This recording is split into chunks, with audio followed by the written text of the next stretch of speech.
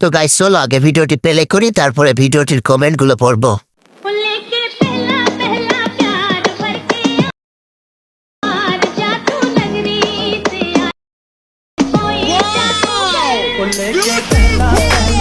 चलो भाई देखो अब मैं क्या करता हूँ। মাশাআল্লাহ, দোয়া করি আর বড় হোক। লোভ দেখিয়ে লাভ নাই, ভালো হয়ে গেছি। কিছু পোস্ট দেখলে ইচ্ছে করে নিজের বিসিতে নিজেই ঠোকা দিয়ে চমকে উঠি।